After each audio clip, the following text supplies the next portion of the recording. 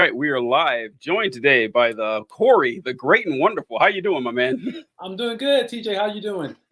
Oh, doing pretty well. It's been a good weekend. Had shows I've done on every day really since Wednesday, so it's been kind of catching up and everything. It's even for someone who loves to hear himself talk, it's a lot of talking. It just kind of wears on you after a while, but. I was very excited to invite Cory on to talk about, some random topic. And we picked the top 5 worst presidents. And I think this is going to be pretty fun. We're going to just bounce. Now, I was worried about overlap. I wasn't sure. Yeah. And so I think we can work with that, but we'll see. But I mean, there'll be stuff to say about anyone, we go with. So I think it'll be all right.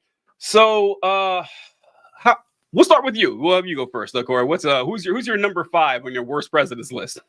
Number 5. Okay, so I actually debated this for a while, and I went back and forth. I actually had my top 5, and then I thought about it, and I actually took someone out of my top 5 who will be an honorable mention that I'll throw in later. But I ended up putting at number 5 on my list George W. Bush. Okay, let's go. Well, George W. Bush, I wasn't going to put him in number 5. Originally, I thought of him like bottom 10, but not necessarily bottom 5. But then I really started thinking about it. I mean, obviously, I was around as a teenager during the Bush administration. I'm sure you're a little older than me, so you probably have a very vivid memory of the disaster of his time in office. And I started really thinking about like the lasting effects of stuff like No Child Left Behind, the Iraq War.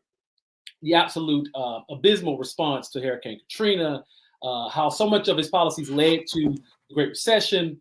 And then I just started thinking, like, other than like the fact that he was somewhat funny, at some times, there really wasn't any redeeming qualities to his actual administration. Like just none whatsoever. I mean, cut taxes for the middle class, but that included tax cuts for the rich, which they always do, right? They can never just taxes for the middle class. You never just focus on us. Just always have to be tax cuts for the rich as well. And I just couldn't really find hardly any redeeming qualities of his administration. And I feel like so much of that is we're still living in the damage of the Bush administration to such a great extent. So I just couldn't, as much as I think he's kind of he's a nice-ish kind of guy, like from a personable standpoint, still a war criminal. So you have to put that out there. So how nice can a war criminal be? But I just couldn't let him get away with it. I even though there's been a little bit of a rehabilitation of his reputation because it's gotten so much worse for the Republican Party with someone like Trump. And he was a funny guy and somewhat of a friendly guy, but as far as like his administration goes, I couldn't get out of my mind all of the blunders, all of the mistakes. And so I had to put him in number 5. Listen, I think that's an excellent pick and one I wasn't expecting, but it is a great pick. I gotta say that. But so here's the thing with George W. Bush is that the worst part about Trump's presidency is the fact that it's kind of made people forget about how bad George W. Bush was. Like that, because I mean, this might contradict your list. I don't know, but I will defend to my dying day that Bush was a worse president than Trump. Like maybe that's not your list. I don't know. Don't tell me. But I always say because look at this. As bad as Trump is, and like he's terrible and all that, Trump did not start a war that killed 1 million people unnecessarily. That didn't happen. I mean, it didn't. And people just forget about that. And Bush was able to hide behind, like you said, his like folksy demeanor. It's like, oh shucks, I'm just one of the good old boys here and everything. And how he got away with that, I don't know. I don't know how he got off, pulling that. Because where was he from? He's from like Connecticut or something. Yeah, right. Like Connecticut or some shit. And it's like, he literally like bought a ranch in Texas to like pretend to be a cowboy and everything. And people just roll with it. And the thing and you mentioned like how he seems like a decent guy and everything. And I think that does play off on it. And also that he just seemed like, everyone blamed Dick Cheney. Everyone was like, well, Dick Cheney. And of course, I'm not absolving Dick Cheney or anything like this.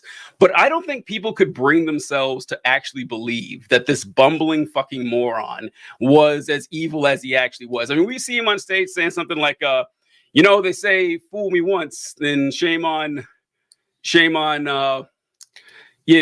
you say you get fooled, you can't get fooled again. I mean, just he can't finish like a normal shit, expression like that. So yeah, it is. Oh, and then now I gotta see like videos of him handing candy to Michelle Obama. I was like, oh, what a great man, what a good human being. And oh, look, he paints. It's like, yeah, there's not a good precedent there for painters. Okay, there's a lot of people who painted who did a lot of horrible shit. That doesn't absolve you from anything. But I think that's fair. What do you think of that? Like how his image has, like, no one has to be happier about Trump than George W. Bush. No one's got to be happier if you ask me. Oh yeah, no. No one has to be happy. I think one of the most interesting quotes post presidency for George W. Bush is they asked him. He was at the inauguration for Trump, and he had some type of mishap. He was trying to put like a poncho on or something, and he couldn't get it on. So there's all these photos of him looking as ridiculous as he always has. Yeah. And they asked him, what did you think about the Trump inauguration? And I think his quote was something like, "That was some weird shit." And like, when he said that, it's like, damn, I gotta agree with George W. Bush. That really was some weird shit. You're really right. And I think that was the beginning. That was the beginning of the rehabilitation. We started looking at Bush with this different lens of like, well, damn, he may have started in a legal war that killed millions of civilians, but he didn't, at least he's not as bad as Trump. At least he's not this, this asshole, And I think that's what it is. It's really the personality that obscures us from all of the terrible things that Bush and his administration were directly responsible for. I mean, even recently, he was giving a speech about, I can't remember if it was some type of, illegal invasion or something. And he misspoke and said Iraq instead of the country he was supposed to say. I think it was about Ukraine. Maybe about Ukraine. It was about Ukraine. Yep. Yeah, and he's like, when they illegally invaded Iraq, and then he kind of like, oh, I meant Ukraine. He's like, well, Iraq too. Like he even just like casually admits that was a terrible mistake and everything, but whatever. Nobody's really thinking about that anymore. And so, I just think like he was able to use charisma and personality to really obscure just terrible policymaking, terrible administrative skills, and just a really, probably one of the most, terrible foreign policy, performances that we've ever seen in the entire history of this country. And so, I really do think it's all about the personality that he was able to use to kind of pull the wool over our eyes. That's just really how terrible he was. And a lot of people just, they don't remember how bad it really was. They beg for him they beg to have him back. Like I'd love a Republican like Bush again. Like what? And you mentioned the foreign policy thing. Like what I always talk about the foreign policy thing is that Bush found this way to combine his like weird religious extremism and neoconservatism. Like that doesn't really exist anymore. They've kind of dropped the neoconservatism and everything. And like if you guys remember, he went to Jacques Chirac, the president of France at the time, and Chirac wasn't convinced about this whole Iraq war thing. And Bush said, we need to go there because the demons of Gog and Magog are on the move in the Middle East. And Chirac's like, this is a fucking insane person. And he was. It's just like, oh, that was our president. And the last thing about it is that I hate that what you said is completely true, that people put so much stock into vibes and how people feel. Like it's like when they always like when Bush ran against Kerry. I remember everyone was asking, well, who would you rather have a beer with? And that's who you're going to vote for. And I've always remembered that because it's true. Because Kerry was definitely better with policy, but even I would choose to have a beer with Bush than Kerry. It's like, and people just roll with that. And it's kind of sad, but people vote on vibes and not policy. But that's just kind of the way it is. So. All right, my number 5. Now, for my number 5, I got a little cute with my number 5. I have to admit, this is the only time I'm going to get cute with this or whatever. But it's not going to be like a theme or whatever. But my number 5, I kind of have to go with President Camacho from Idiocracy. So, I mean, President Camacho, this is the funny thing about Camacho is that he's kind of like a more insane Donald Trump, but with a good heart. I mean, like the guy was clearly not a good president. I mean, he was dumb as hell, and his policy for like agriculture left a lot to be desired. The plants do not crave Gatorade and all that. No. But as you say, he did have an eye for talent. Like he found like a smart individual and said, okay, I'm going to put this guy as my vice president, trying to get this shit rolling here. And, a little violent, a little over the top. And I think that if I was going to draw, there's no real parallel here. But, not great at his job, but he did care. Kind of like Jimmy Carter is what I would say. Like Jimmy Carter, I wouldn't say was a good president, but the man did kind of care about the country, even though he kind of steered us in the wrong direction in a lot of ways. But yeah, number 5's President Camacho. I love this guy. If I knew we were doing fictional presidents, then my list would be I would probably. Well, I'm just being cute. I'm just getting cute this one. I just thought it was funny to throw him on there. So no, but it's funny. I actually saw Idiocracy for the first time a couple of years ago because so many people kept telling me like this is like so similar to what we got going on. And then I saw Idiocracy and I did think it was definitely like just kind of scary how accurate they were as far as just like how bad it would get. But yeah, my only problem with that movie is that like it's really stupid, and I get that that's like the point. Like I get that's the point of the whole thing. But the filmmaker in me, the writer in me, is like they really relied on the fact that the society in the future was going to be so stupid that they could just make the script itself, especially the third act, quite stupid because it's a stupid society. So we can rely on that as when people say this movie is stupid, it's gonna be like, yeah, that's the point. And like they don't have to they can justify it like that. So that's my only issue with that movie. But it's actually like it is a really good satire. And it's very indicative of what could happen to society if we just completely disregard education and knowledge and just allow our worst, urges to take over. So it is a funny movie, and again, it's one of those things that kind of flew under the radar, and not a lot of people paid attention to it when it came out. But now it's kind of like, oh shit, we're actually in some version of that. When did you see it? I actually saw this like 2021, like very recently. Oh wow! Like 3 years ago. Yeah. So. Yeah, because it's an old movie. I feel like it's like 20 years old. Yeah. Oh, okay, yeah. So yeah, it's like so. I saw Idiocracy. It was late. It wasn't like 06. It was probably like 2010, 2011, somewhere around there. Yeah. And I'd heard a lot about it. And when I watched it, so my problem with Idiocracy is that it's like a eugenicist film. It's eugenics. Oh my god! I was gonna say that, but I didn't want to get to the whole thing. But it's 100% eugenics. So it's eugenicist. I mean, it's funny, but it's still eugenics. Let's be real here, because I remember back in those days. So my cousins never won't watch this, hopefully anyway. But I have a lot of cousins who are just not doing well in life. They never were, a lot of them are in jail or dead or have 9 kids by 5 different women and stuff. And so when I was a teenager, I was noticing this trend, and I was like, oh, okay, wow, these guys are going way off course here. Yeah. And I grew up and I was like, I started noticing very familiar patterns here, that the dumbest people I knew all had like a dozen kids. And the smartest people I knew had between like 0 and 4 kids or something like that. Mm-hmm. And I was like, oh no, that means that the dumb people are going to outpopulate. And that's how I thought as a kid. And then I saw Idiocracy and I was like, oh, this is what I thought as a child. But there's a reason I don't think that anymore, because it's a lot more complex than this, than the dumb genes, populating the earth here. So that is my problem with Idiocracy, that it is kind of funny. And you're right. It is kind of like a lazy excuse. It's like, well, that doesn't make any sense. Well, nothing here makes sense. Like, okay, that doesn't mean that doesn't make it clever or anything like that. But it is a fun watch. I have to admit, it's been a while, but it is kind of stupid in a lot of ways. It is, yeah. But it's some weird racial stuff going on in Idiocracy, and also too, just to close the cap on that conversation, I do think that this idea that only smart people can make smart kids is kind of like Elon Musk's whole theory right now. And he himself isn't even that smart, and so I think and it's weird because you think of like most Nobel Prize winners.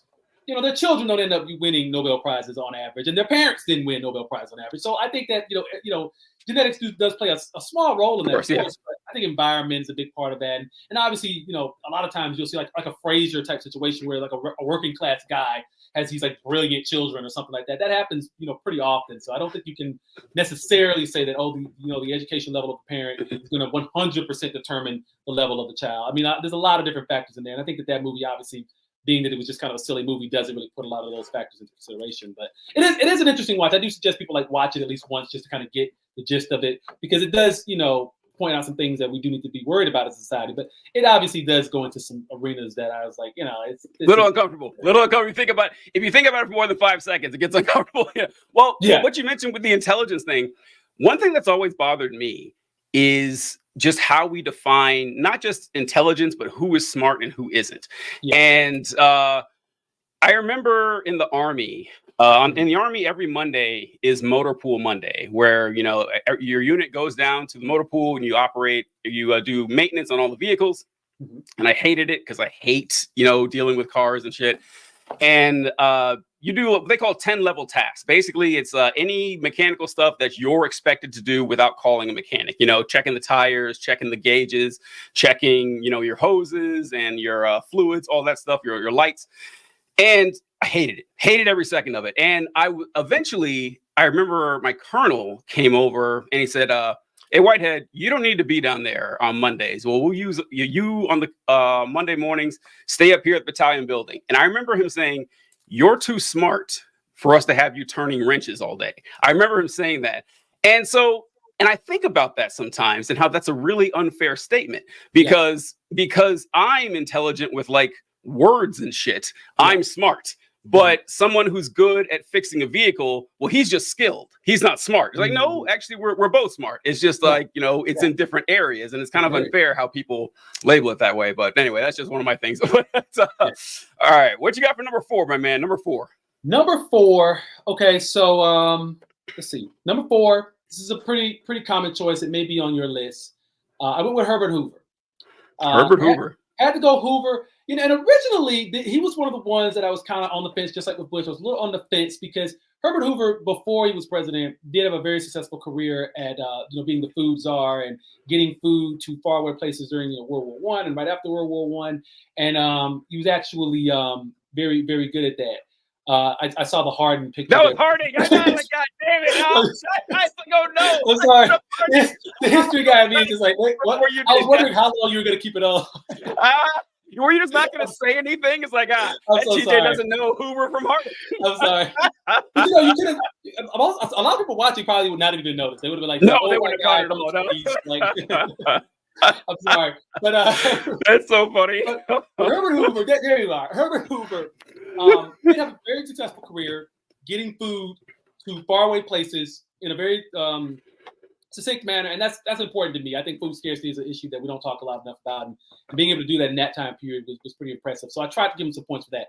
But obviously, the stock market crash 29 happens during his presidency, and he does pretty much nothing to address it, and it just gets so much worse. And obviously, as a conservative Republican at that time, no other Republican would have done anything, differently.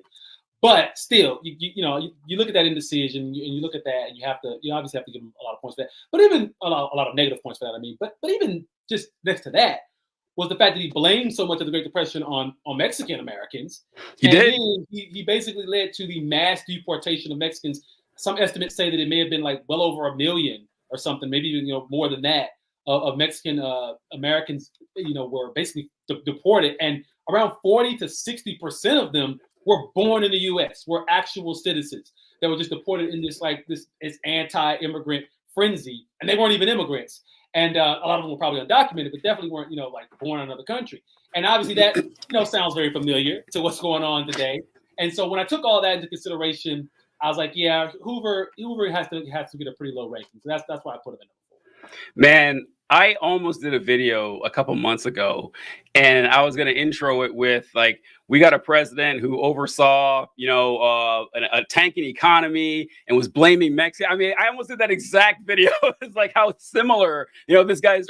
And what's funny too is that Donald Trump, I've heard him on multiple occasions say, I just don't want to be as bad as Herbert Hoover. Have you heard him say this? I've heard him say this. Yes. Yeah, so it's weird that there's actually a lot of parallels between him and Hoover. A lot of even being like, anti-civil rights. I remember when I was doing the research for Hoover a while ago that Hoover died in I don't remember when he died, like the 40s or 50s or something like that. But he was like the burgeoning civil rights movement. He was speaking out against it. So I'm like, this guy was like a 0% batting average for Herbert Hoover. He kept trying to get nominated again, if I remember correctly. Like he kept trying to get the Republican nomination. They're like, bro, what is wrong with you? You're not going to get this.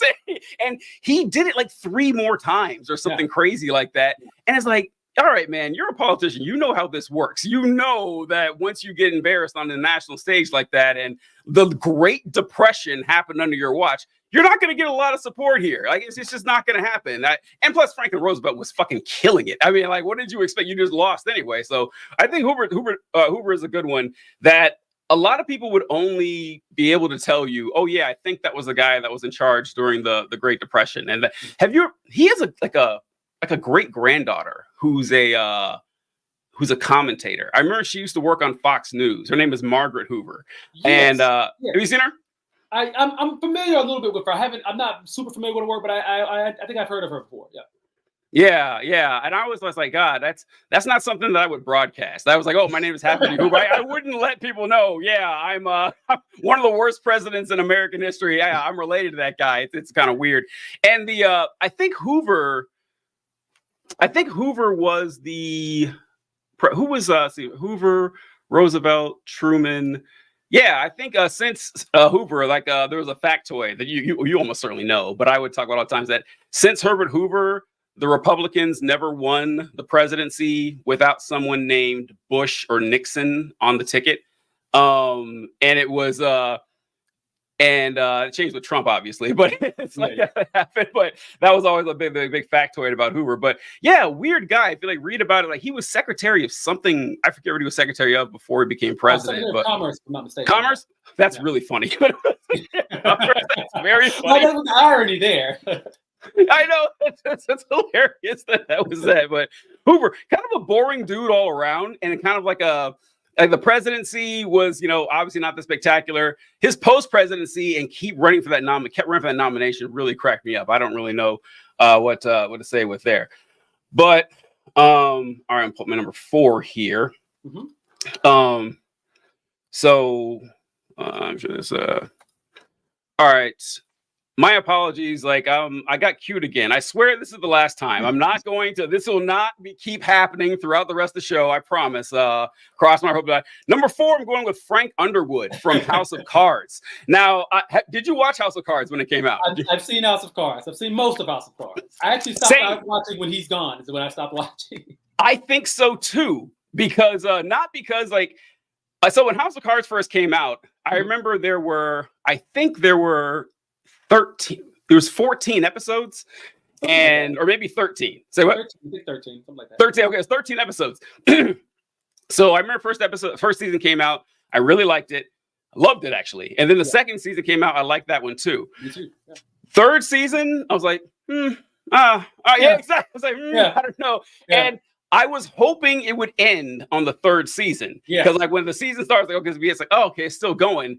And then I thought, oh, I get it now. I know. This is my first theory. I got creative and shit. It's like, there's 13 episodes a season. There's going to be 4 seasons to make 52 episodes, like a deck of cards. That's going to be good. No, they didn't do that. They didn't do that at all. They just kept going. But the show just after the third season, I was like, okay, what's going on here? If they ended it after 2 or 3 seasons, I probably would love the show. But Frank Underwood, the first season, once again, fantastic, horrible dude. But it's fun watching his ascendancy, and it's kind of like what they say about Ian McDermott in being the Emperor in the Star Wars films, in that he just loves being an evil guy, just revels. Yeah, just cherishes it so much. And watching his actions, I mean, obviously his actions as what was he? Majority whip, vice president, and then president. The entire time, he's rather unethical, kind of murdery, and all that stuff, a Machiavellian. And it's, terrible all around. So what were your thoughts on Frank Underwood watching that show? I mean, great acting by Kevin Spacey, who we later learned was a little more like Frank Underwood than we. We'll get there. We'll get there. But great acting, great. I mean, I have the same relationship with that show. I remember watching the first season, thinking this is great. The political side of me liked it. Filmmaking side of me liked it. Second season was awesome, and then of course that third season for me, after that point, it started going downhill.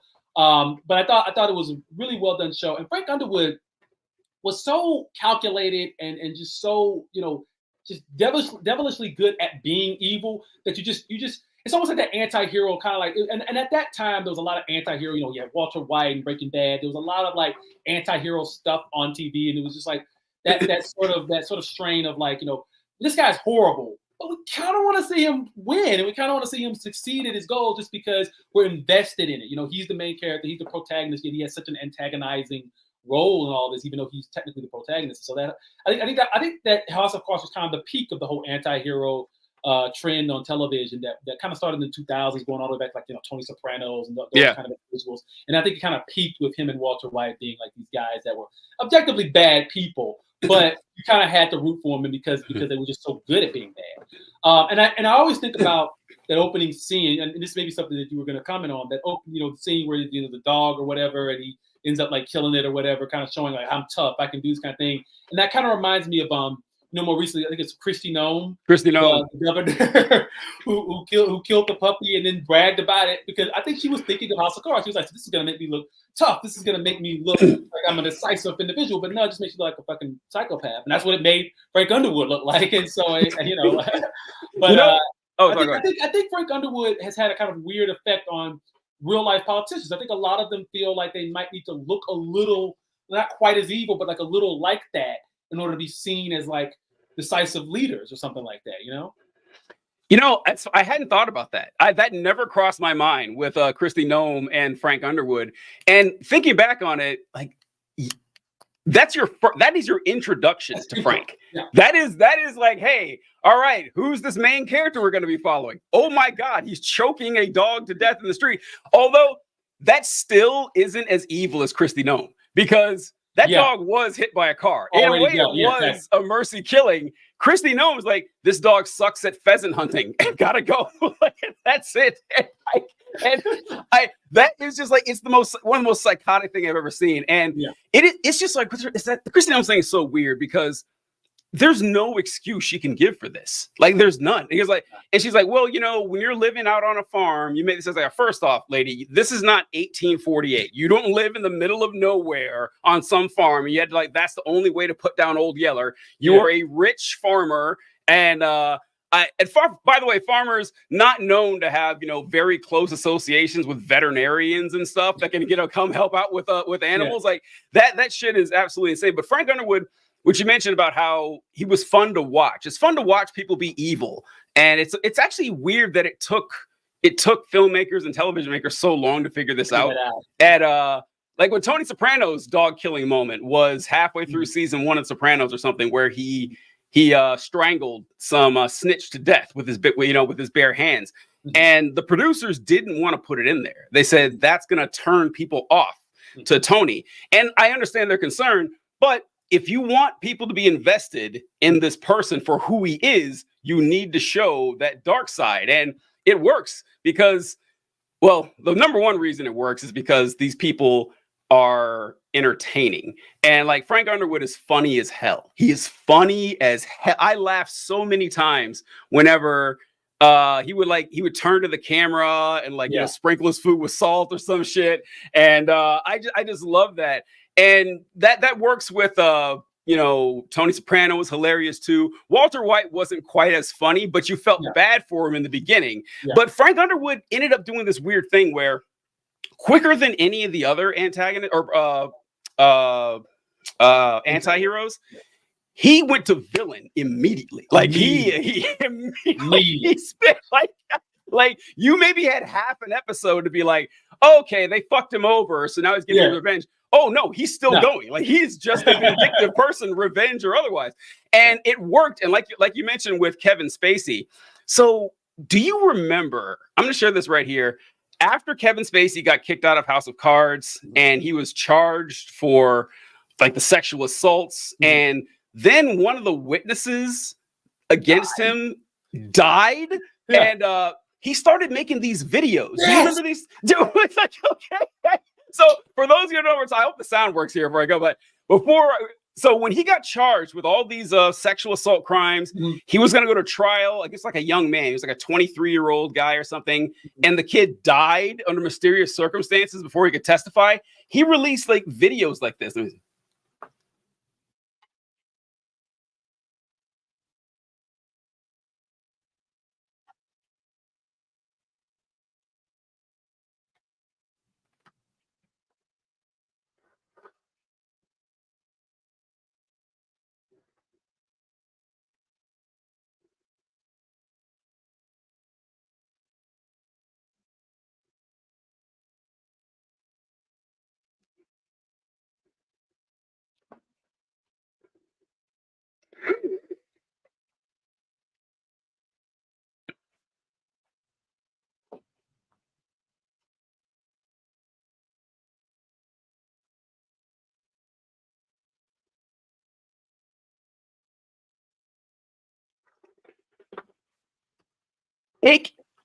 the dude would do these videos in character as Frank Underwood. Yeah, Go ahead. that's so fucking weird. It's so weird. It's so weird. I think he considers that the role of his life. I think he thinks that's like one of the best roles he's ever done. And then of course his career was appended in the middle of all that, right? Like they killed him off the show and everything. And so I think he was just like, I think he just almost had this mental breakdown where he started to kind of see himself as Frank. And I think he saw his way of getting back in the good graces of the public by imitating this murderous character when someone that was in real life accusing you of a crime just died under mysterious circumstances. I don't know why he thought that would be some type of like flex. I don't know why, from a legal standpoint, I don't know why his lawyers didn't say, hey, you might not need to do this, just legally speaking, this doesn't look good and everything. I don't understand why he did that. Maybe he was trying to stage a type of comeback. Obviously didn't work. But yeah, no, I do remember him making videos like that and just thinking like, what? Like this, it's more mental than anything else. Like I don't understand why he would even think that was a good idea. So I have a completely different opinion on this than you do. It's the exact opposite. I think that he knows it's evil and he knows it's repugnant and he likes it. He enjoys it. Like maybe he's more like he actually is like Frank Underwood in real life. Like that's who he actually is, which is why he was so good at this role. And now that he was charged and then my witness is dead, I'm gonna troll. Like everyone knows that about my sordid past. They know that I'm credibly accused of sexual assault, multiple times. They know that I have like weird ties. He had the weird ties with like Prince Andrew and Epstein and all that shit. He did one with like a video with the Queen and shit. He's like, all right, the whole world knows this now. I'm just going to become consumingly and hilariously evil, and there's nothing you can do about it. And what better way to do it than through Frank Underwood, that's what I think. I don't think he was trying to cover his reputation at all, because like I said, that's the last thing you would do if you actually wanted to. But who knows the mind of Kevin Spacey? I don't know. But solid entry is my number 4, I think. So what you got for your number 3? Number 3. Okay, so number 3, I think he's someone that we can all agree is a pretty bad president. Going back in time a little bit, Franklin Pierce, our 14th president, if I'm not mistaken. So for people who may not be as familiar with the history, Franklin Pierce is just— That's everyone, Cory. That's everybody. Yeah, he's a very, like, no one ever talks about this guy. Very unforgettable and very not forgettable, very forgettable individual.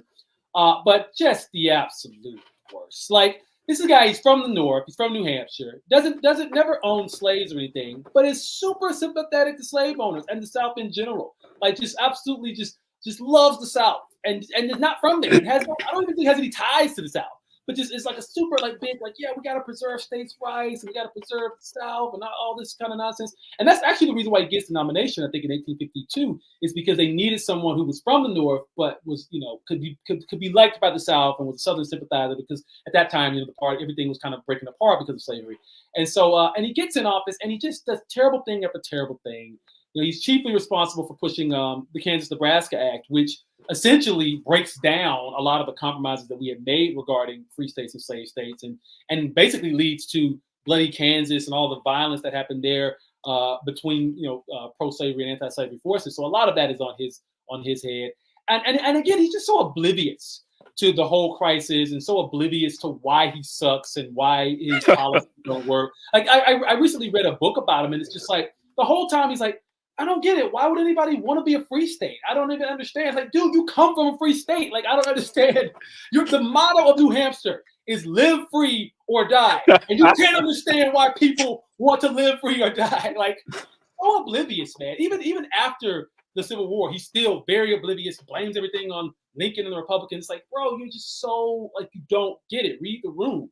And so definitely one of those, like, weak presidents that leads to the outbreak of the Civil War, just with that indecisive leadership and just that stupidity. And so, yeah, I definitely have to put him bottom 3. The thing with presidents like Frank, whenever you're doing lists of worst presidents, it gets hard because honestly, that mid-19th century block is just full of shitty presidents. Yeah. Just like each one more ineffective than the last. And you're like, all right, I could make my entire list, presidents, between, 1840 and 1870 something. It's like, it's horrible. And it's just like, Pierce is a great example of this. And what you mentioned about Pierce being, so fucking oblivious to what was going on. I think Pierce's problem is he was too good looking. He this guy does not look like a president. Like, you look at every other president, he's the best looking one by a country mile. Yeah, for sure. Yeah, he has a little competition here and there. But if you grow up, already, most likely, if you're a president, you grew up at least comfortably, if not, super wealthy, and you're good looking, you're going to be kind of dumb. That's just kind of work that way. And the notable things I remember about Pierce is that his wife or kid died or something. Yeah. Okay. Yeah. What was it? How did his son, so he only had one son that survived, past infancy, and he died in a train accident right before Pierce becomes president. And it's like, and him and his wife see it and everything. And it's like a really tragic event. It's one of those things that when you think about that, you want to feel bad for the guy. You want to be like, well, that's fucked up, and I want to give you the benefit of the doubt. But then you look at just how terrible he was at being a president, and just it was, and he was so terrible before all of that too. Like, he was in Congress for many years, did nothing, was just basically a raging alcoholic the whole time. And so, it's hard to, even though it's a horrible tragedy, you don't wish that on anyone, but it's still his policies and his ineffectiveness as leader. You have to put that into the equation. You do, and you mentioned how his involvement with Kansas and everything like that led to Bloody Kansas and all that. And I remember reading about John Brown when I was a kid, and I saw the painting where John Brown is being let out of the courthouse and he kisses a black baby or something. And John Brown is. All right, so I know you'll get on coming from here, but one thing that annoys me about people talking about history is that we have this tendency to put people in good people, bad people boxes. Like, oh, this is a good person and this is a bad person, which is a terrible way to look at history, because then you start saying something bad about a good person and people get mad. So no, listen, they're just people. They make decisions that affect their environment and the individuals around them. And so you got to find yourself trying not to okay, I'm a fan of this person. It's hard not to do that with John Brown. It is really hard. It is hard to because John Brown had a ton of problematic shit about him, like any other person.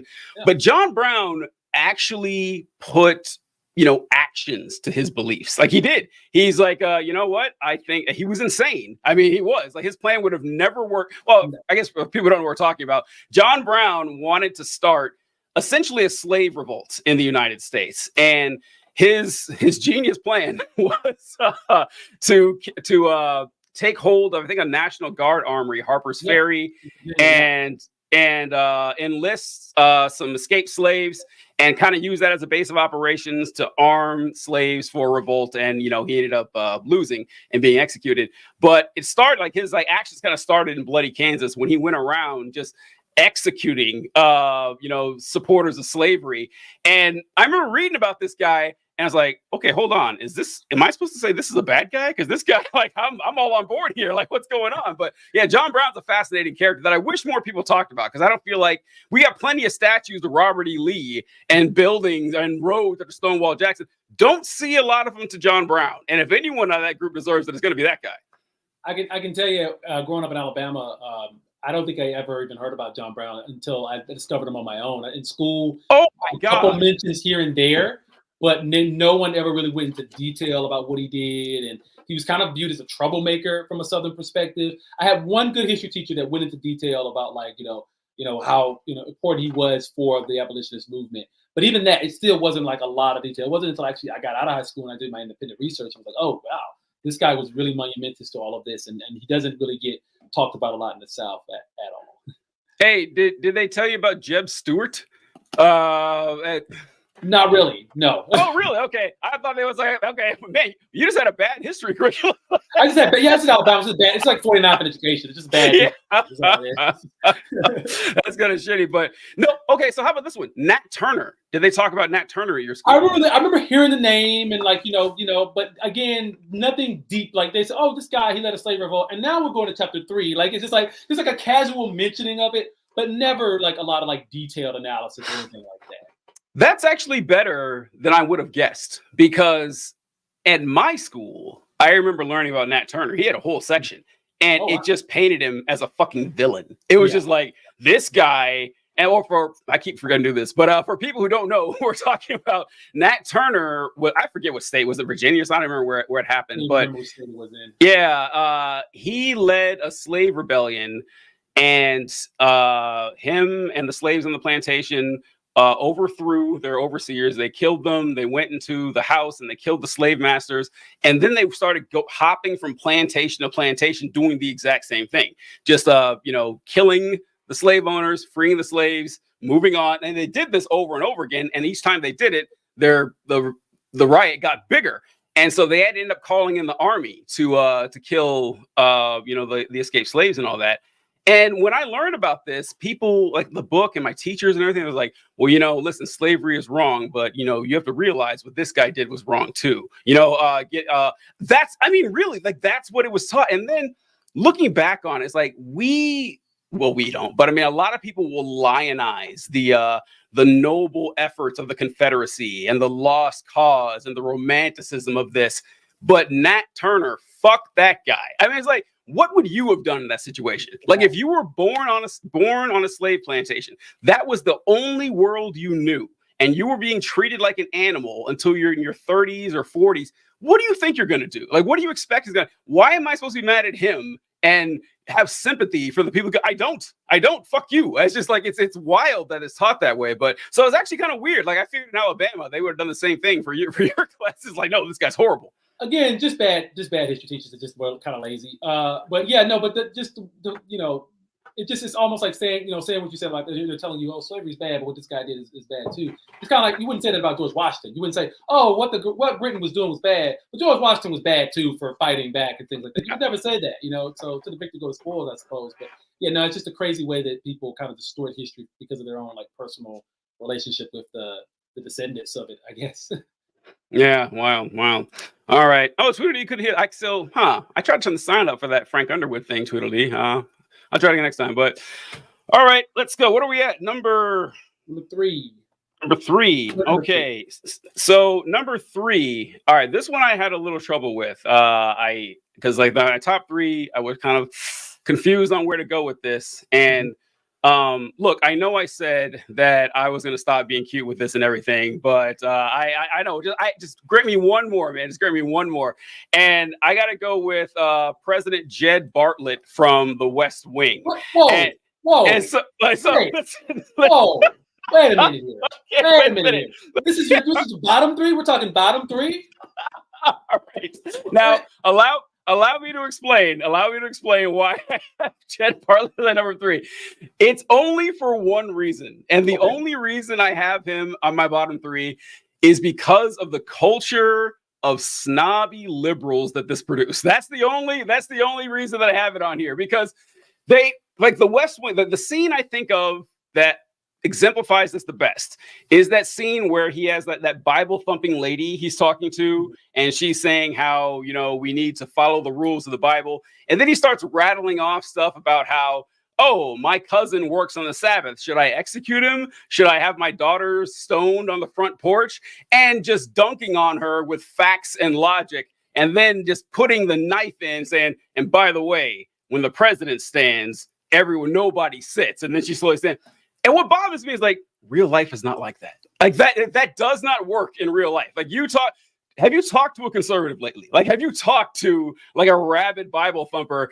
And it gave like this weird fantasy that, man, if only I could just expose them to the lies that they're saying and like the absurdity of their beliefs. That's how we're going to win. That's not it. Doesn't work. I'm sorry. Like we have that, like the whole, who was I talking to the other day? We were talking about Obama, and how Obama, like his entire thing is like, okay, so I'm going to show the right that I'm not a monster, that I'm reasonable, that I can work with them, and look what it got him. I'm just like, and I blame the West Wing for this. I blame the West Wing for this mode of thinking. So that's why I put him on the list. It's an interesting argument. It's a very interesting argument. I never really thought about it like that. When I think of the West Wing, first of all, I'm a fan of Aaron Sorkin's style of writing. I do think it's a bit much sometimes, but when I think of like a lot of those speeches that Jed used to give, it does. It's just like that Aaron Sorkin. Like I'm gonna basically pretend I'm a real speechwriter here for a real politician and just like go all in here. Trying to create some Lincoln shit.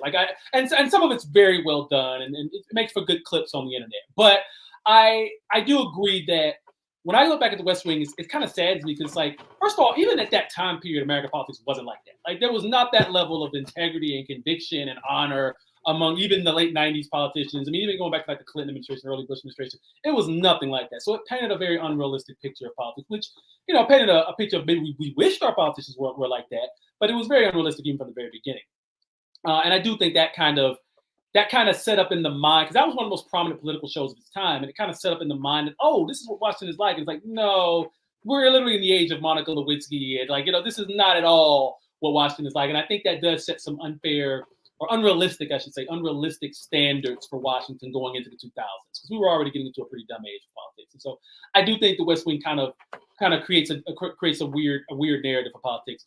And yeah, I can see your argument. I mean, there's definitely a lot of liberals and a lot of people on that side who point to that and be like, this is what we should be like. But it's like that doesn't work in the real world, like, and so I totally see your point. I see where you're going. I don't know if I would put him bottom 3 or bottom 5, but I definitely can see I definitely can see some of the negative results of that portrayal for sure, 100%. Yeah. I guess like his actions as the president aren't bad in the show. It's just that he annoys me, and like the after effects. I kind of feel the same way about that speech. It's one of those like shared Facebook videos, and that may be it that I just saw it all the time. Another one that really bothered me. This one was from, I think it's called The Newsroom. Jeff Daniels. I know what you're talking about. Yeah, it's like on the first scene. It's like on the first few minutes of The Newsroom where he goes off about like what America is and everything like that. Yeah, I know exactly what you're talking about. I've seen so many people like say, "Oh, this is great. This is fantastic." Like, no, it's not. It's bullshit. Like, start to finish, it's absurd, and it's like it's logically inconsistent, and it's untrue. Because we keep doing this, we keep referencing without saying what it is. But so I'm sure everyone's seen this clip. This is not news, yeah. But basically, he's the character is asked a question by a college student, and she says, "Is America the greatest country in the world?" And he says, "No," defiantly. And he's like, "Oh," he said, "No." And it's like, but we used to be. We used to be a nation that cared about people. We used to be a nation that, rose up to challenges. And then he gives this great speech, literally fascism, like a glorious past that we cannot live up to. And it's like, what the fuck are you talking? That's MAGA. What he said is MAGA. It's implying that we were somehow great at some point when we really weren't. No, it is like, it doesn't make it. And then people who are like the most anti-Trump people you can imagine, and they're like, "Yep, that's it. That's my America right there. We used to be a great country." Okay, I present to you the same question. At what point was America great? Tell me, when did the founding fathers would be ashamed of us? Yeah, they would, because they lived 200 fucking years ago. They have no clue what the world should look like now. I don't know that. I wish he was a president. I would have put him on the list because, because that clip just annoyed me so much. But it's kind of like that expression people throw around and said, the internet kind of showed us that back in the day, we thought access to information would be what solved all our problems. Turns out that wasn't it. Wasn't it at all. Like we have all the answers we could ever find literally at our fingertips, and people are still as dumb as ever. Maybe even worse. I don't know. Worse, so do you deal with a lot of conspiracy folks on your page at all? Yeah, from time to time, sure. I mean, it's not something that's like excessive or anything, but yeah, I get them in the comments, and when I'm doing my lives, obviously they get on there with their conspiracies. It's not something that I get excessively. I think my content, because it's so rooted in realism, I don't really attract a lot of that. But yeah, from time to time, sure. I think whenever you're doing something dealing with politics or history, you're gonna get some of that. Well, I figured you would, because I mean, a lot of conspiracy are just historical shit. Like, So I figured, but I've been really depressed at how often I see conspiracy stuff, and like it seems to have gotten worse.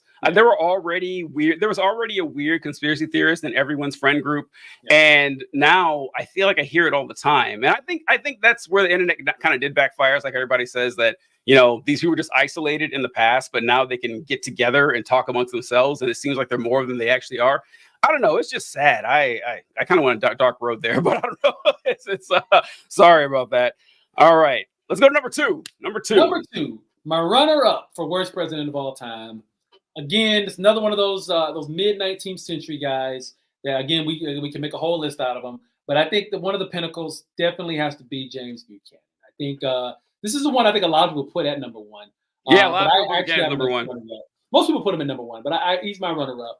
James Buchanan, I mean, much like Pierce, just a northerner with Southern sympathies who couldn't understand why people wanted to be free, which is, you know, of course, one of the biggest problems with him. But also, more so than Pierce, just the indecisive nature of James Buchanan is staggering. There's a story from when he was Secretary of State under, I think, James K. Polk, and Polk wanted to draw the lines of Oregon at a certain point, you know, and at first, James Buchanan is like, I don't agree with that. The boundary shouldn't be right there. And then he says, but I'll draw up a really good argument for why the boundary should be right there. And then he's like, I disagree with that argument that I just made. I'm going to go with a compromise. We're going to compromise. So he creates a compromise. And then once he sells his compromise to Congress, he then refuses to push the compromise because he goes back and says, you know what? Polk was right all along. The boundary should be at the thing it was originally was. So it was like, that's his level of indecision. And that's how his entire presidency ends up being. Just like he goes with something, then he second guesses himself, then he goes to something else, then he goes back to the beginning. It's just ridiculous. And that's the whole story of his presidency. And that kind of indecision is really what leads to the Civil War breaking out. I mean, the way it did. I mean, he could have did more to fortify Fort Sumter and to like get the military prepared for such an engagement. Sits on his hands and does absolutely nothing. Some conspiracy theorists even accuse him of actually trying to aid the South and actually make it easier for them to do what they did. Which, I mean, that's a lot of that's unsubstantiated. But I wouldn't put it past them. But yeah, like if you want to really put the blame on like just how and why the Civil War started when it did, a lot of that can be drawn back to the beginning. And just the fact that he did nothing to prepare for what was going to be an inevitable conflict, especially at that time. I think he definitely gets the bottom of the barrel for all of that. Yeah, James Buchanan you see as number one on a lot of these lists. Yes. Like I remember the first time I started getting into this, like I saw James Buchanan as bottom all the time for the exact reason that you mentioned, Cory, is that although I think Buchanan gets that slot because it just the Civil War just happened to happen immediately after him. Because if you look at like we mentioned earlier, these presidents in this era, you'll find that no one wanted to make a goddamn decision. Like nobody was like, if someone would have just done something, they were like, okay, if I do something, a civil war is going to happen. So I'm just not going to do anything. And hopefully it'll happen to the next guy. And that was kind of like the standard operating procedure for the presidency for decades. Yep. And I think you're talking about, we said James K. Polk, and he wanted to annex more in the Northwest. I like how I pointed that way, like I'm actually pointing at Oregon. But it's and his slogan, if I remember correctly, it was 54-40 or fight. Yeah, is what. And what's very funny about that is that he didn't get 54-40, nor did he fight. Like, he didn't get either. The army never mobilized, and he actually never got it. They settled on a compromise, which makes sense with someone like Buchanan, manning the ship with that. And have you ever seen The Good Place? You ever see that show? Yeah, I've seen. I haven't seen a lot of it, but I think I've watched most first season, second season. I didn't get super deep into it, but yeah, I've seen The Good Place. Well, I would say Buchanan is like Chidi, because Chidi's whole thing is that he couldn't make a decision, and that's how he ended up in hell or whatever. So James Buchanan is baking comfortably there, I'm sure. And Buchanan, I remember. I know you're familiar with this, but there are theories that James Buchanan was our first gay president. Yeah. And he was our only bachelor president. Mm-hmm. And there was he had like a very tight friendship with a guy that he lived with, I believe. And so there's no like evidence that they were gay, but a lot of people say, okay, he was our first gay president.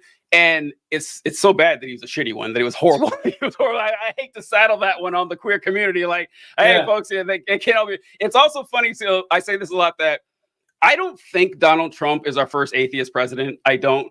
But I know he's an atheist. Like, there's no chance Donald Trump believes in God. Zero.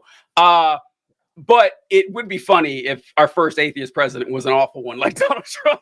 So, like, it's just like, well, shit, we're not going to get an atheist president again. It's like, well, that's not going to happen. The funniest thing ever is listening to Donald Trump talk about the Bible. I love it so much, and it's especially funny if you're very familiar with either the Bible or with just church talk in general, like how he said 2 Corinthians instead of 2 Corinthians. Or you remember when they asked him, hey, what's your favorite testament? I mean, a fucking layup, man. And he says, I'd say I like them both equally. Like, what? It's like, it's obviously New Testament. Obviously. Like, that's the easiest question you could have possibly gotten. Say what?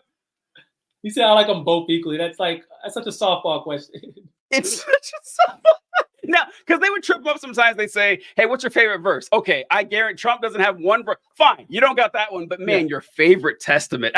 And one time they asked him, do you ask God for forgiveness? He said, no. He's like, no, I got a personal relationship with God. I was like, bro, I just like, it does show, this is kind of off topic here, but one thing that I've said about Trump is that Trump has destroyed the Christian evangelical movement. It's over. Like it is done. Again, a lot of ways because it showed that for all, you guys remember how they treated Clinton, it's like, oh, this guy has no morals, no integrity. He can't be the leader. Like that was their number one attack on this guy. And then Trump comes along, it's like, oh, actually, you don't give a fuck about that at all. You don't care one way or the other. And so now, it showed that they made this decision that, all right, I don't care about my morality and my ethics as long as I have someone who support the political policies that I support. Now, listen, politically, that makes sense. I agree, actually. Like, if you were running for president and you were a horrible person, like you were cheating on your spouse, you were swearing left and right, you had a lot of shady associations, but you supported everything I did, you bet your ass I'm voting for you. Of course I am. Like, say what?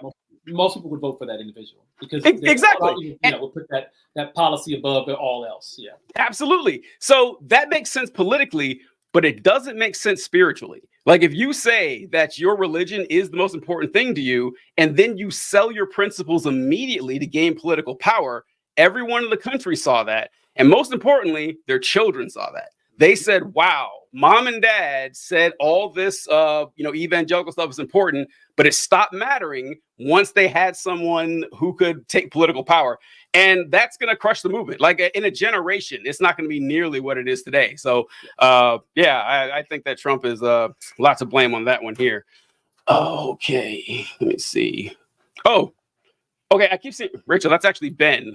Says hi. Also, Cory, I've been misspelling your name this whole time. I thought there was an E after the R. Everyone assumes the E. But I'm one of the E list. One of the guys who doesn't have the E in the name. The E list. It's kind of like Dwayne Wade, like the W and the Y are backward, something like that. Yeah. And, I didn't notice it until I sent you an email, and I was like, oh my God. And so then I had to come change the stream. I was like, oh, yeah, so it's different here. So, okay, so we're going to go with my number 2, correct?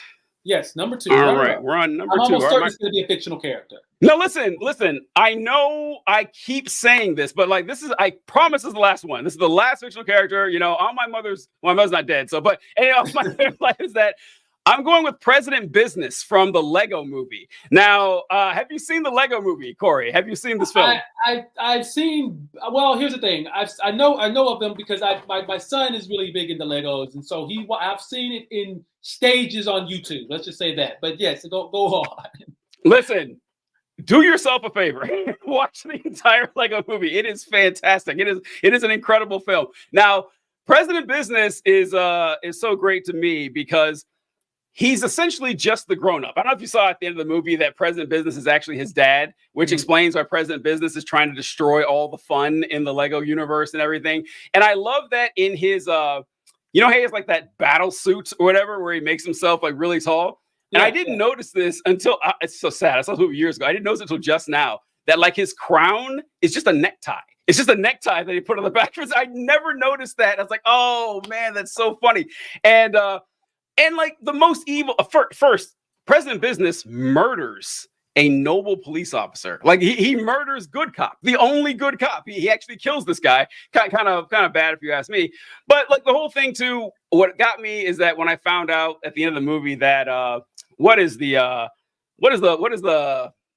Craggle? Yeah, the Craggle. The Craggle is crazy glue, which is really funny. That he just wanted to glue all, like his dad wanted to glue all the Lego sets together, and I was like, that fucking monster. Who would glue a Lego set? That is the whole point.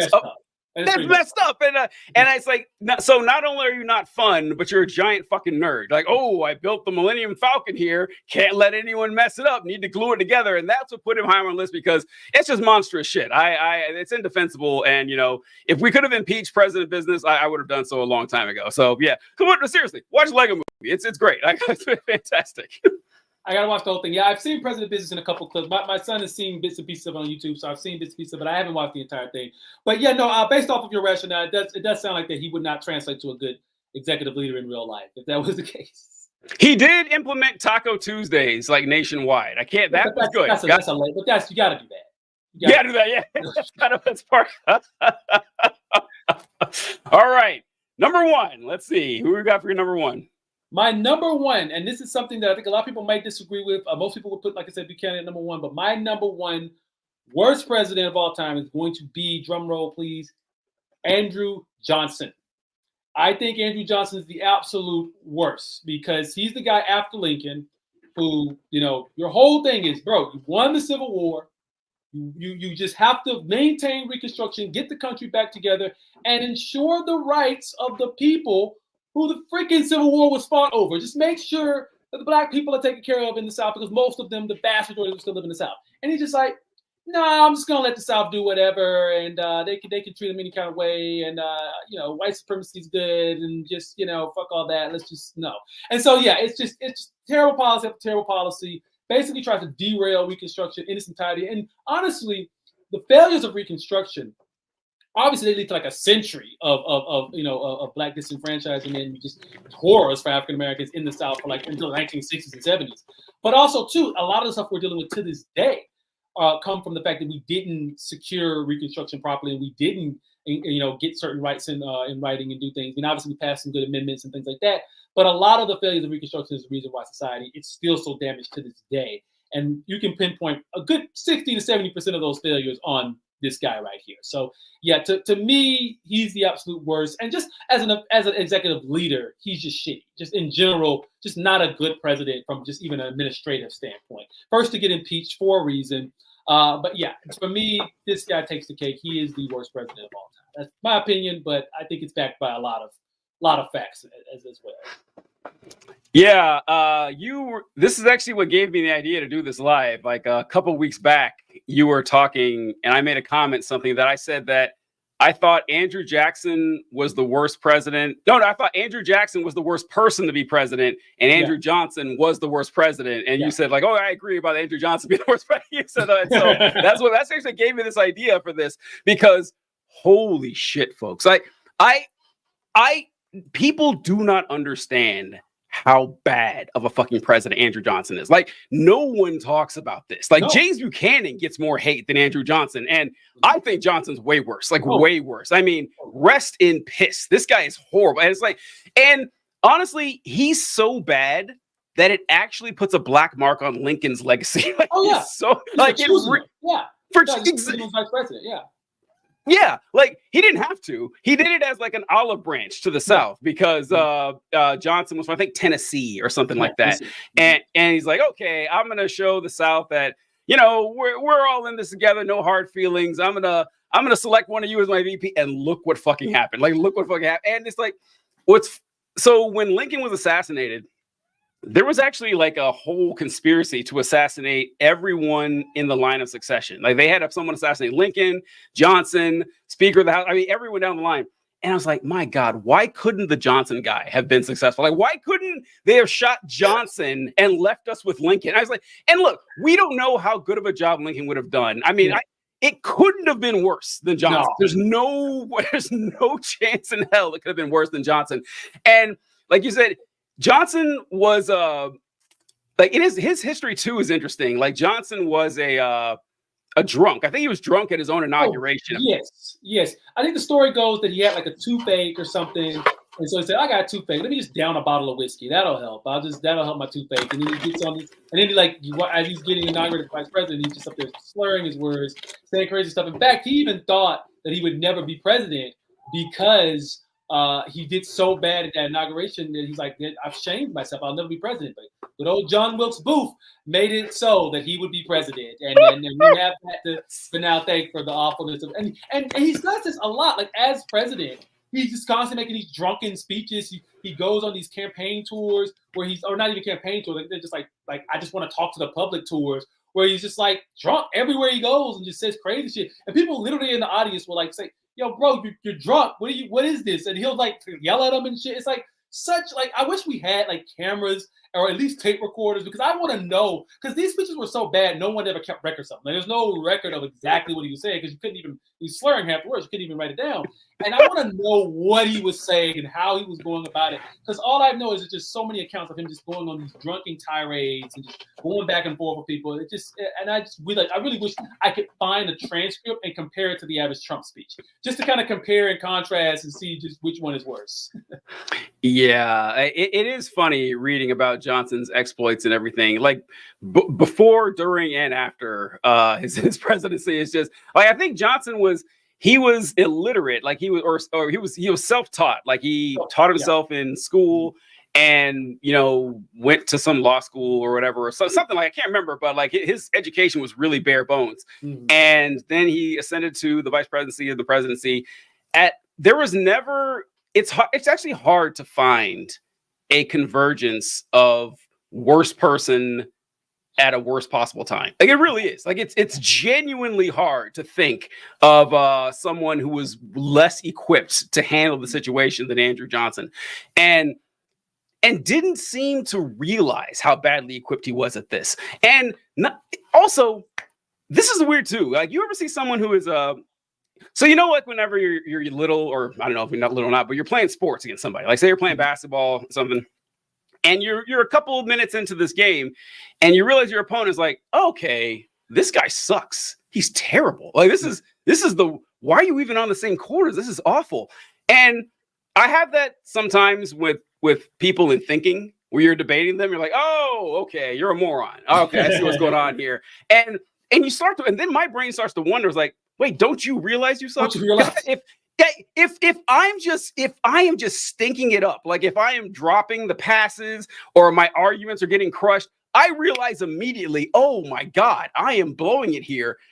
This happened to Johnson his entire presidency. Yeah. Like the Republicans kept dunking on him at every opportunity, and he never let up. He's like, nope, I'm doing this obviously stupid plan. You guys can't stop me, and I'm not going to care. And then I remember like the impeachment. Yeah, Johnson was the first president to be impeached. It was always a trivia question that I'd always ask. I can't do it anymore because of Trump, but I would ask people, hey, who was going to president? And they would always say Nixon. I was like, no, Nixon was not impeached. Like, because they don't know what impeachment means, but everyone does now. But he is my example of how impeachment is fucking useless, how it doesn't matter at all. And because you need a 2/3 majority in the Senate to remove them. The closest we got was if we couldn't get Andrew Johnson removed from office, nobody is getting removed from office. Okay, it's not going to fucking happen. So, and you mentioned something that I say all the time about Reconstruction. And Johnson hampered Reconstruction from the start.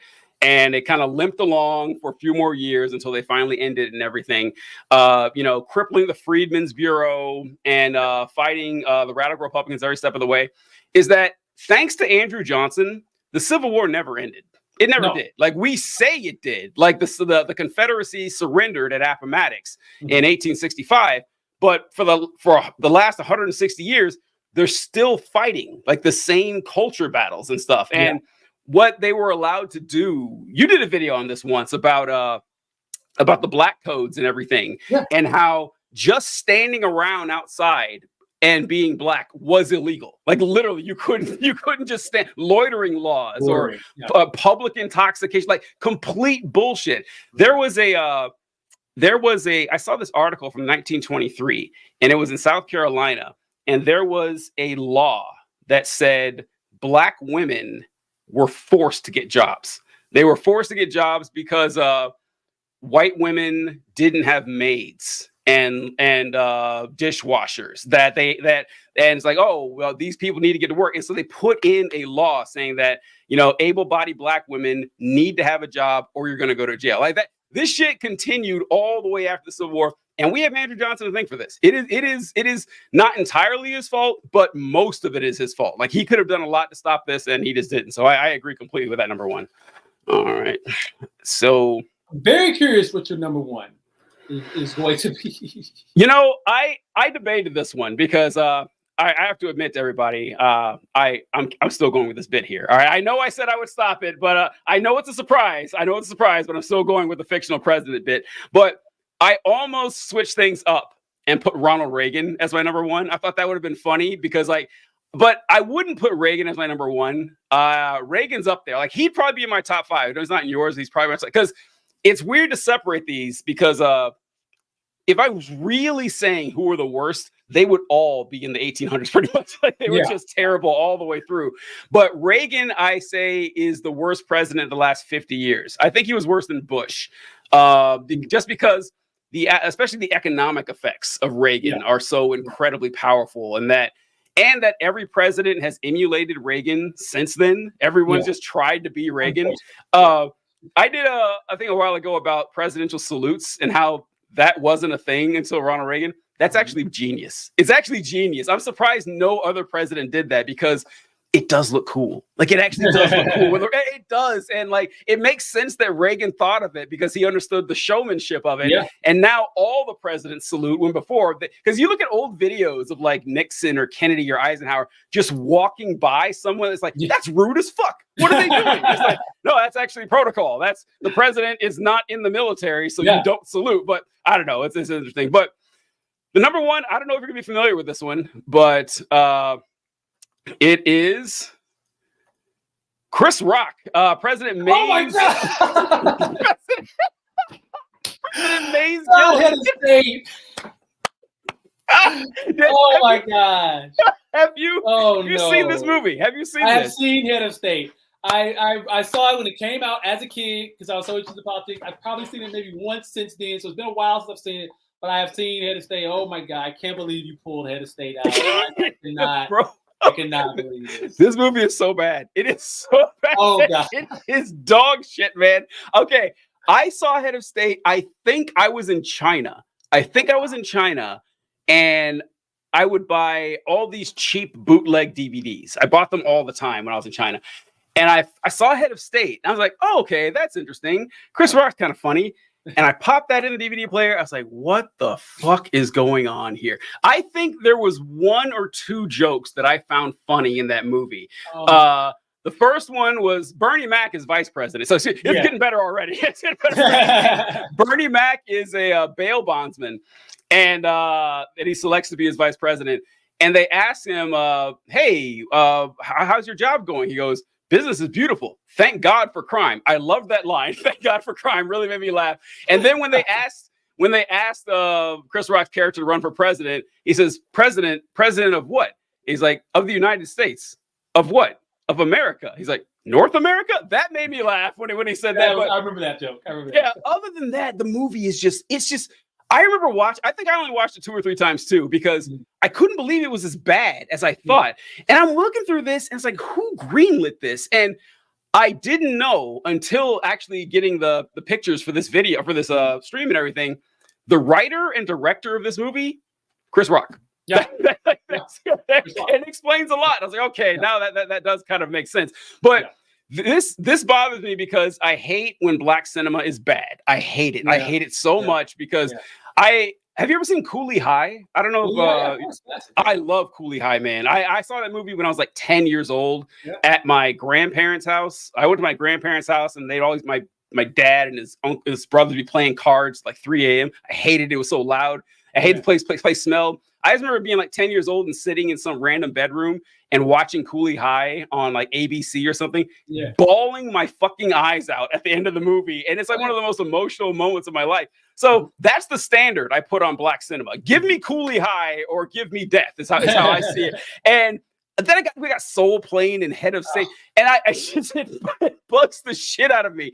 But another thing, this isn't necessarily limited to black cinema, but I don't like when stand-up comedians just think they're comedic actors. Those are not the same thing. Those are not. Stop pretending they're the same thing, Chris Rock. And so, yeah, well-deserved number one. Definitely worse than Andrew Johnson. As bad as Andrew Johnson was, I'm going to go with President Mays Gillum. And yeah. So also, wasn't there an Andrew Gillum? Did he run against Ron DeSantis? Yeah, Ron DeSantis. Yeah, 2018.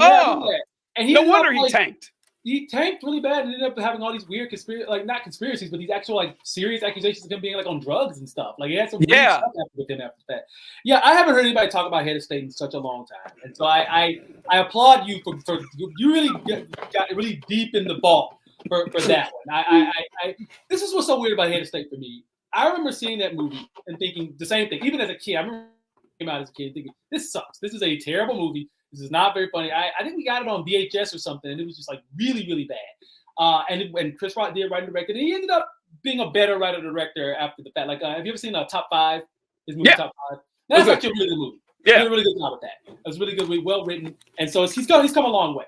But yeah, Head of State is terrible. But what's so crazy about Head of State that always blows my mind is that movie came out 02, 03, somewhere around that time, and at that time, a black president was still such a joke that they made an entire movie about it. And that was there was so many instances of different black comedians throughout time talking about the concept of a black president. Richard Pryor has he has actually a very interesting skit about it back in the 70s.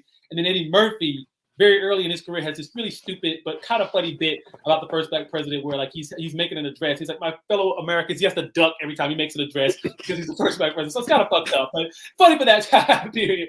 But Chris Rock as in Head of State, it's really crazy to me that movie can only be made at that time because in 2002, 2003, it's still such a faraway impossibility. And I remember there's something he says in that movie towards the third act or something where he says, "Don't you realize that me running for president is such a big deal because I'm black, and if I don't win this, there won't be another black candidate for president for the next 70 years or something." He says something to that effect. And then 3 years later, we get Obama. And so it's that's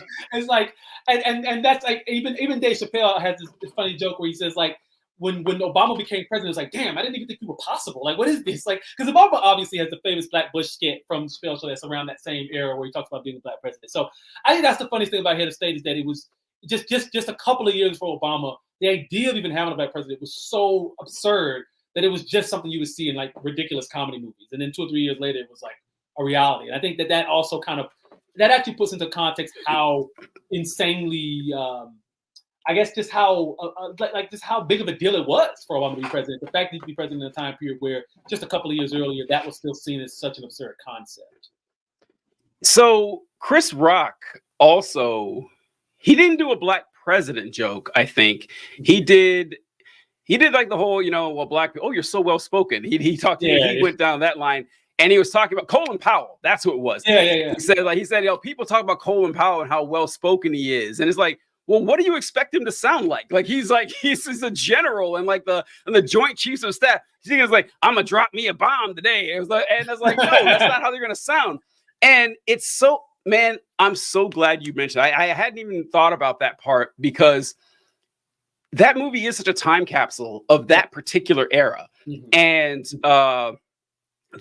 the concept of a black president, it's funny to look back in history at this. James Baldwin did a speech at Cambridge when he's debating William F. Buckley. William F. Buckley, by the way, is my example for how far conservatism has fallen these days, because as horribly racist and bigoted as William F. Buckley was, the dude clearly knew what he was talking about. The dude did the work, he studied, he knew he was wrong, but now we got fucking Charlie Kirk. It's the conservatives have fallen a long way since William F. Buckley. But James Baldwin was talking about seeing Robert F. Kennedy, senior, just so you guys know. Right. Just so we clarify. Robert F. Kennedy talking about the black community. And he was saying how far the black community had advanced. And he says, and Robert F. Kennedy said that, I wouldn't be surprised if, like, in the next 30 years or so, we could have a black president. I think we could have that. And James Baldwin said something that resonated with me really strong. And he said that he was in a barbershop when he saw that on TV. And he said, and everyone in the barbershop laughed, but not for the reason you would guess. And he said the reason they laughed was that black people have been here for like 400 years. And here is RFK, whose family's been here like 80 years. And he's on TV telling us, well, listen, folks, you're doing really well. If you're good, one of you might be president one day. It's like, who the fuck do you think you are? It was just funny thinking of that. But that stood out to me because I remember when Obama was elected. Of course, it was a big deal and everything. But I saw people saying, I never thought I would see a black president. And I'm like, man, you were 24. I mean, do you think you think I mean, really, that was my exact thought. It was like, you don't think over 50 years that could possibly happen? Like, I could see if you were, 72 when you said that, but you got a lot of life ahead of you. Like, it didn't seem insane to me that it's actually a lot weirder that someone with his name was elected than the fact that he was black. I think that was a much bigger hurdle to overcome. But I don't know. That's a good point. I hadn't thought about it's a movie that wouldn't make sense today. Like, didn't make sense back then either, but go ahead. Yeah, no, it didn't make sense back then either. But even just as a concept, it wouldn't, like, you couldn't even make a movie like that because it was like, what do you mean? Who cares? Like, it wouldn't make any sense. But like, just to your point real quick about the proposed absurdity of Obama even becoming president, in 2007, when he first started his run, I was in school and I remember I was in like high school and I remember I had a history teacher who showed us a video of him announcing his run for president. And this was like the first, black person, not the first black person, obviously Jesse Jackson had tried. I think Al Sharpton had tried in 2004, but this was the first guy that kind of like had an era of seriousness about him where you kind of thought, hey, this guy could actually do this. And I remember a couple of black kids in my class, they're just like, nah, no way. And it's kind of going back to what you're saying about being so young and still having this view. It's kind of like, this is the kind of view that has been projected onto us. It's like kids who are 15, 16 years old, just like, nah, no way. And even the white kids in the class were like, what do you mean? Like, why? Why not? And it's like, they all said the same thing. Someone's going to kill him. So there's no way there's no way he makes it to the inauguration. Like, there's no way. And that's just the thinking that we had. I think not even all of us, even me, I thought it's plausible that Obama could become president. But a lot of people at that time still, if they had that mentality of like, they'll never let us do that. And again, that's the only reason like a movie like Head of State can even exist, is because that was still such a dominant mentality, even around the 2000s. When you go back like 40 years earlier, you had Robert F. Kennedy saying, this is a possibility. And you think about what James Baldwin saw in that barbershop, that mentality had existed even so many decades later. This idea just can't happen. That's true. That's true. I didn't think Obama would win. The black thing and the name was a big deal. The name was, like you said, more than his race. The name more, absolutely. I thought that, all right, this guy made a big splash. Maybe 10 years from now, he'll be president, because Hillary Clinton's obviously getting the nomination. Yeah, that did not happen. Which kind of shows you like how bad she was. I don't know. It's like, Jesus Christ. Okay, I know Obama was like a once in a generation political force, but man, you figure you could have like fought that off for 1 year. I don't know, but it's all right. Let's go. Yeah. Oh, go ahead. I was just gonna say his middle name was Hussein, for crying out loud. What are you? This should be the end of it right there.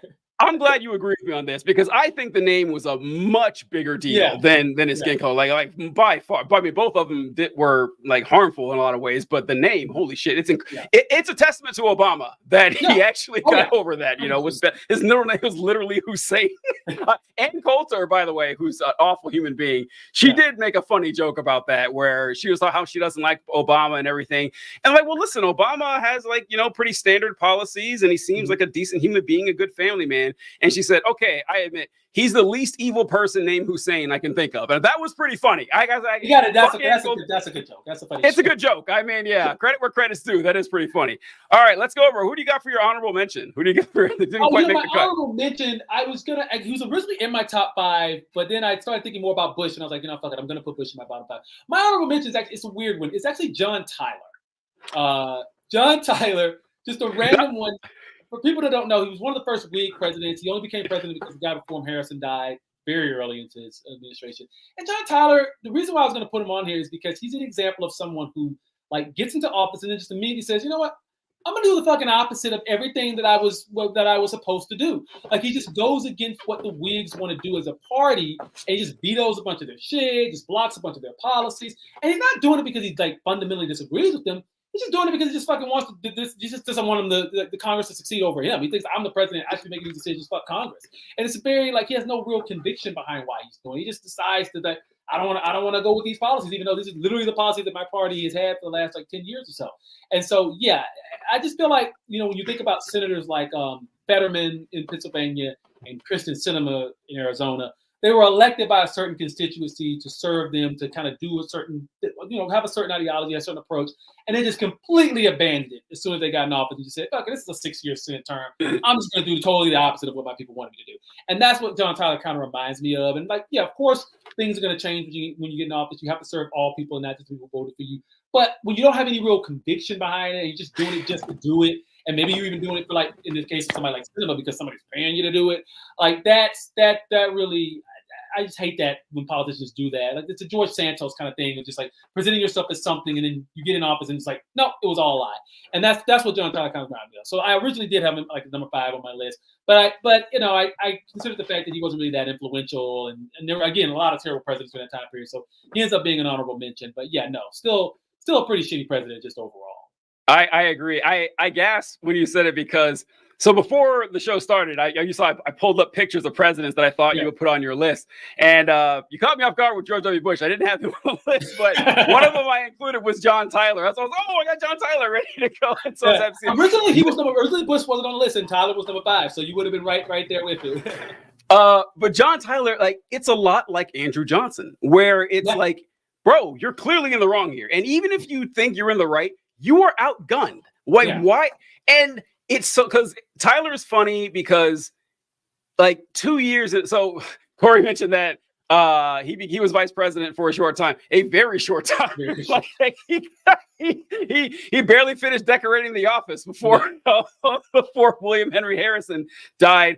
And we talked. So before the show started, we were talking about Zachary Taylor, who was president for like 18 months or something, 2 years, whatever, before he ended up dying. And we were joking about Cory made this joke about Zachary Taylor eating cherries, because like when I remember reading that he died from food poisoning from bad milk and cherries, and that was like 30 years ago when I read this. And since then, a lot of people said that a lot of these presidents got sick and died in the mid 1800s probably because the White House had contaminated water from a lagoon they had, and that's one of the theories about why William Henry Harrison died. So he was already old. He was like 70 years old when he became president. The oldest one we'd had at that point. Yeah. Yeah. And so that could have killed. But William Henry Harrison died like 31 days into office, and then John Tyler became president. But it was a similar situation. Actually, there's a lot of similarities between him and Johnson, that they both ascended through the death of a president and were just battling Congress tooth and nail for no discernible reason.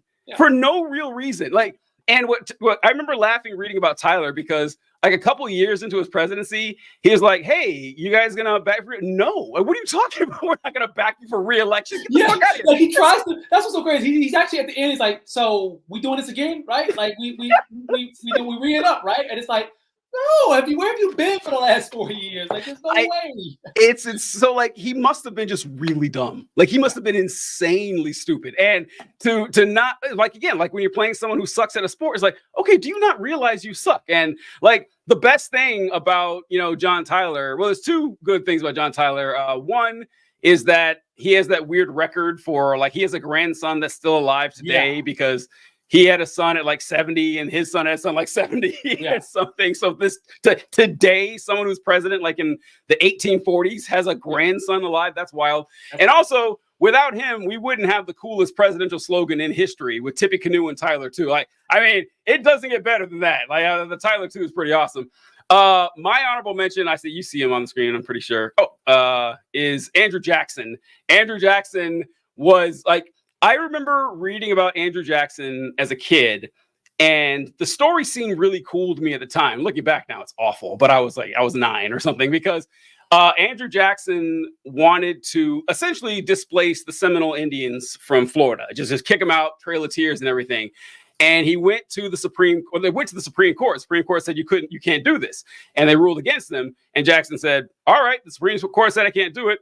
have them raise an army and stop me, and did it anyway. And I remember thinking, that's pretty cool. So no, that's awful. That's not looking back at that. That's terrible that he did that. I appreciate the defiance and stuff, but the whole ethnic cleansing thing, not a good look, Andrew Johnson. And Andrew Jackson is another weird one too, because Republicans love to say, Lincoln was a Republican. He freed the slaves, right? That's how we're right, because Lincoln was an abolitionist.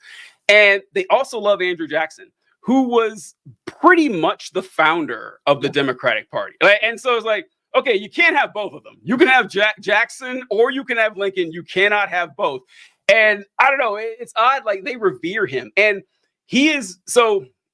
The Democratic Party that we know, I would say, was actually founded by Van Buren, but Jackson was the first person to get the ball rolling on this, and Van Buren finalized it. The brains and the showman and shit, everything. But they also claim that Thomas Jefferson was the founder too, because he has the Democratic Republican Party, and Andrew Jackson founded the Democratic Party. So I don't know if you remember this, but the Democratic Party, after they have a presidential inauguration, they have a Jefferson-Jackson ball in honor of Andrew Jackson and Thomas Jefferson. I think they mentioned it in House of Cards, actually. I think they mentioned it. And so then Barack Obama became president. And they're like, this doesn't seem good. Maybe we should not call it the Jefferson-Jackson ball with the first black president. Maybe we should drop this.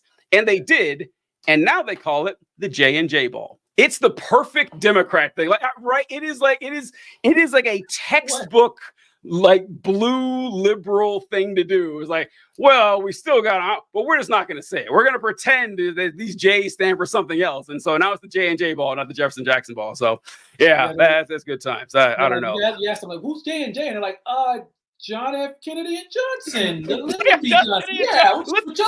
We'll just switch up. Might as well, right? They would be much better additions than Jefferson and Jackson. And J&J? Why it's still J&J? I don't know. But look, don't think about it too much, you fucking nerd. But no, it's interesting. Andrew Jackson. So when I was thinking about this list of worst presidents, I was kind of debating between there's this concept of these were guys who were actually bad at the job, and just shitty actual executives, shitty administrators. And then there are people who are just they were actually kind of good at being president, but the things they did were bad. The things they did were particularly bad for the country. And I think Andrew Jackson, along with Reagan and guys like that, kind of fit into that category. So they were actually quite effective at getting their agenda done. Just their agenda was really terrible. And not just terrible from a moral standpoint, which of course it was in both cases of Jackson and Reagan, but also from actually an objective standpoint. Jackson destroyed the economy by getting rid of the Second Bank of the United States and led to the Great Depression of I think it was the Panic of 1837, which was at that time the worst depression we would see until the actual Great Depression of 100 years later. And Jackson's actions against the Bank of the United States can be directly tied to that economic downturn. Plus, of course, you mentioned the Indian Removal Act, which is actual textbook ethnic cleansing that he was responsible for. So there's a lot of terrible things. He's effective at getting stuff done. Yeah. But these are terrible things that he's getting done. And I compare that to kind of Reagan a little bit too, in that regard. So yeah, Jackson was definitely somebody who was bottom 10, somebody I could definitely see putting on my list. But a lot of historians like to put him on the higher end of the list just because of the effective nature of his presidency and the reshaping of it, the creation of the Democratic Party. But it's no, even from an objective standpoint, when you look at the aftermath of his presidency, it was objectively bad when it came to the economy and things like that. So yeah, Jackson definitely sucks more than anything good about him. That's true. I agree. It's That's a good distinction. You're good at being a bad president. You're actually good at what you're doing. Yeah, the stuff you're doing is terrible, but hey, you get shit done. Other people I mentioned Reagan, Harding, and Nixon. I think were on there. And Nixon is weird because that definitely fits into the Jackson categories. He actually got what he wanted done, and some stuff that's actually pretty good, honestly. The EPA, relations with China, stuff like that. Nixon did a lot of decent stuff. But once again, fucking moron, a fucking moron. It's just Nixon is a fascinating case study in American history. He was in California, and he was Eisenhower's vice president. he always had this underdog thing with him because he went to Duke and Duke wasn't a prestigious school at the time. And he said people looked down on him because of the shitty education at Duke, which is a funny thing to say now. And, right. And Eisenhower hated him. Eisenhower couldn't stand Nixon at all. He would give him the shittiest jobs possible, which is kind of like part of being vice president. You do this the president doesn't want to do. You're like, yeah, take my shit work. I don't feel like doing it. And when Nixon ran for president at the end of Eisenhower's term, Eisenhower waited until like the last possible second to endorse him, which definitely hurt Nixon because that was a super like. Nixon probably won that election. Kennedy probably, honestly, but he would have absolutely had a much better chance if Eisenhower didn't shank him by not backing him like that. And then he becomes president after, Johnson and Kennedy and all that. And then he, like the Whitewater cover-up happens. And what's weird about this is even when I was a kid, I was blown away at how fucking mundane the Whitewater thing was. Like looking back on it, it's like, say what? You mean Watergate? You said Whitewater, you mean Watergate. Oh, sorry, Watergate. Yeah, Watergate. Yeah, Watergate. Yeah, that one too. But that one too. Yeah. That one too. But how it was like, so they broke in and stole some shit, and Nixon lied about it. Yeah. That doesn't seem like I figured they did that shit all the time, and it's like looking. And it's like, man, he quit over that? Like, it would cause that big of an outrage? That is an adorable scandal compared to shit that happens today. So, just for being a fucking chump and an idiot, Nixon is on my honorable mention as well. Have you ever seen it's a fairly new HBO series, the White House Plumbers series? No, you did it. I remember you did a spot for that or something. For it. Yeah, I would actually suggest going to watch it just because it actually, it's about Watergate, and it shows just how comically ridiculous Watergate was. Like this was stupid. Like this was like it sounded like something George W. Bush would have probably tried to do, like if he had the opportunity. But it's so stupid. Like when you think about they had other plans beyond just breaking into the DNC headquarters, and they were all just ridiculous. And then that was the one they were kind of like, okay, the other ones you have are just way too ridiculous. So just do this is the least ridiculous one. Do this one, get us some information, and they screw that up, royally. And it just comes back to really haunt Nixon and screw him up. But yeah, like you said too, like the idea of him like quitting over that, it's like I feel like he probably could have weathered that storm, but for the most part, and he was just Nixon's whole thing is paranoia. He was just so paranoid about so many things. That's the reason why he's like recording himself in the Oval Office with and those tapes actually come back to like go up be used against him. But he's like it's just this paranoia kind of factor to him, to where like he was gonna win in '72 either way. Like he was like.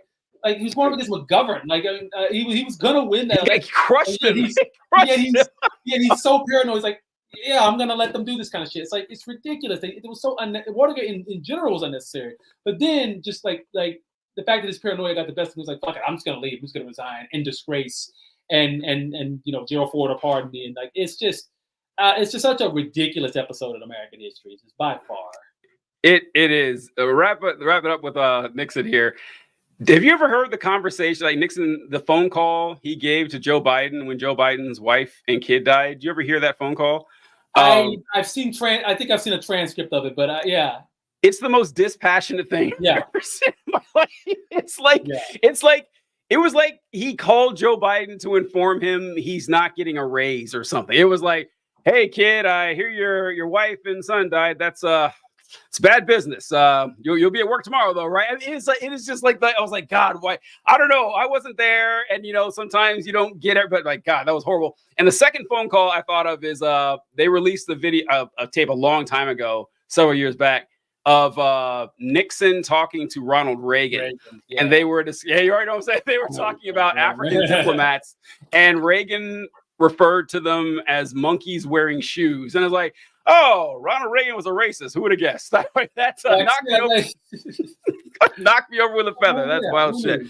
But all right, good stuff, my man. I appreciate it so much. Thank you so much for coming on, man. I really enjoy your work. I always have. And where can the folks find your content?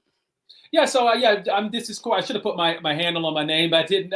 So I'm at This Is Cory without the E in the Cory. This Is Cory. You can find me on TikTok. I'm This Is Cory 91 on Instagram.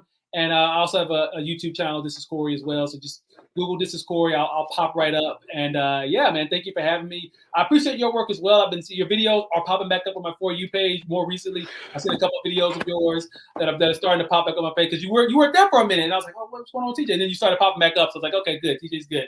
So I started seeing some of your stuff. And so, yeah, I love your work as well, man. Okay, so I got to say this. First thing I was going to say is Cory doesn't need to share. You guys know who the fuck Cory is. So let's not joke around here. Second, all right.